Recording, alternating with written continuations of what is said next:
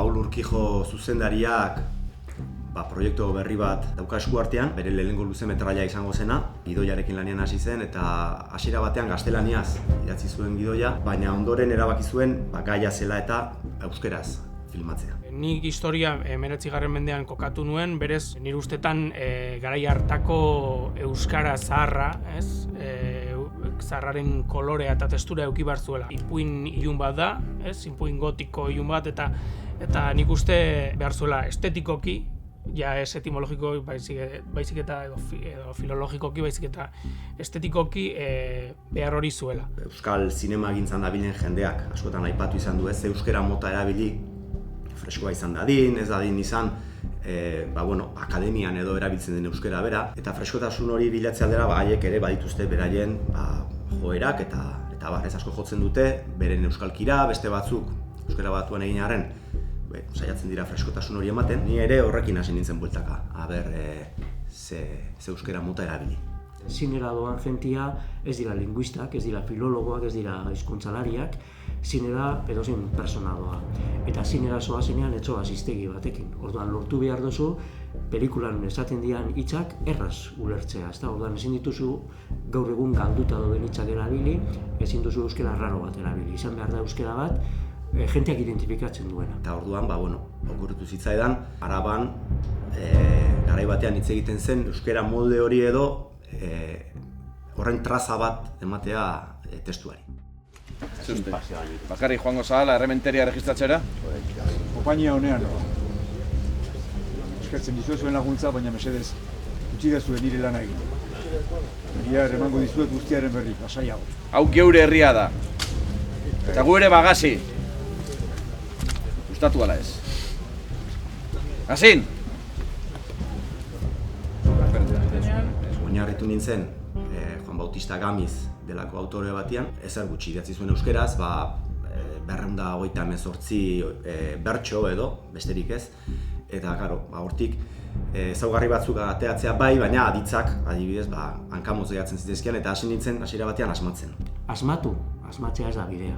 Ezin dugu hizkuntza bat asmatu. Eta bertso horietan agertzen dira adiz jakin batzuk gutxi. Agertzen da naiz, agertzen da dot edo dut, agertzen dira adiz gutxi batzuk. Eta orduan, pelikula bat egiteko behar genuen sistema oso bat, behar genuen hizkuntza bere osotasunean, ezta? Egon ginen komentatzen, Gamiz bertsolari horren hizkera osotasunean hartu beharrean, hartzea gauza jakin batzuk, hartzea gauza simboliko batzuk, gauza emblematiko batzuk, jenteak identifikatzeko arabarekin, baina izatea gauza bat edozein euskaldunek ulertzen duena. Ezaugarri emblematikoak esaten dugunean, ze ezaugarri emblematikoak aplikatu ditugun, hor koldoren kriterioa erabili nuen, eta batez ere izan dira. Deklinabidean, genitibo adibidez, norekin gaz egitea. Gaur egun mendebaldeko euskeran egiten da bezala. 3 urte dia, gerra bukatu zala, 3 urte. Burgues fornikadore zeken horrek herria gobernatzen daiela. Kulto libertadea, ezkontza zibila. Fonologian bi gauza, bat importantea bestea zain beste, akin amaitzen dian izak infinito dira, ezta? Horma edo arropa edo gona edo praka, hoie guztiak Araban egin dira ea. Ordan esan da gonea, esan da prakea, esan da hormea, eta pentsatu genuen ezaugarri hori hartu behar genuela. Gainera, gaur egun ere Goierrin horrela hitz egiten da, Bizkaian ere horrela hitz egiten da, Deba ibarrean, ordan ezaugarri hori jente askok erabiltzen dugu, ezta? Ordan bizitasuna badauk. Eta gero, beste ezaugarri bat txikia da ikin amaitzen diren aditzak, ikusi, ibili, ikasi, ekarri, galtzen dutela. Hori ere, esate baterako Urdiainen oso normala da esatea, ikus dot, ekar dot, ibil naiz, holakoak, ezta? Eta pentsatu ginen hori ere sartzen. Zuok hirurok alferrantziok ikusten zaitu bai! Egunen batean, 11.000 demoniok erandan zaitu bai! Alferrantziok! Baditugu hiru ordezkari, 3 lekuko, 16. mendekoak Arabakoak. Bata Gasteizkoa, bestea Betolasakoa eta bestea Larreakoa. Eta gero, 18. mendean baditugu beste 2 lekuko eta biak dira leku importanteetakoak. Bata da Araiakoa. Importantea esaten du, ze araia dago Arabaren mugan, ezta? Eta 18. mendean bertan, badago beste bertsolari bat, Zabandokoa, eta Zabando ere dago Arabaren ekialdeko muga. Eta horri esker,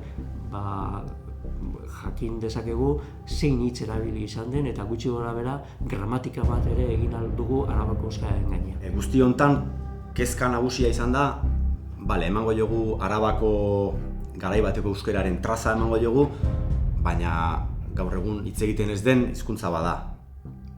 Eta orduan, zer da garrantzitsua pelikula hontan? Linguistikoki gauza ahalik eta finen bat egitea, edo pelikula bera ulergarria izatea.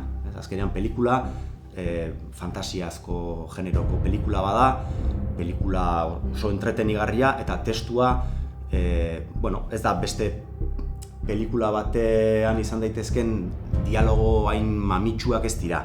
Arinagoa dira, horrek ere errestu digulana, ze agian beste elkarrizketa batzuk edukiko bagenitzu zaila izango zen hau aplikatzea.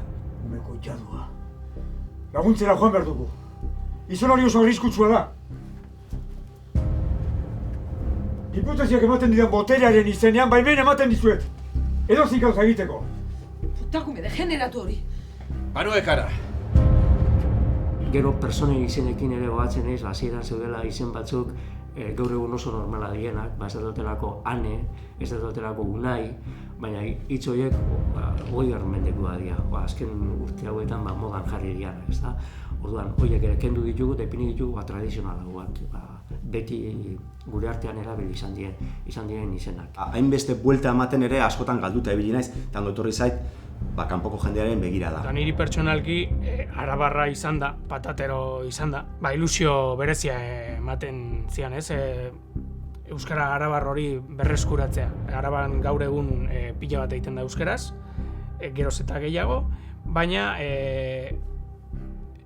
euskara arabar original hori berreskuratzeak ilusio handia egiten zian, ez? Nola agian, jendeak berreskuratu ditzakean, berreskuratu edo grazia egiten badia erabiltzeko esaera batzuk, aditz batzuk, oso politak direnak, eta giazkoak direnak, eta Koldo Zuazok berreskuratu egin dituenak, Gorka Lazkanoren partez, eta nire pelikulan jarritak. Niretzako triunfo absolutoa da.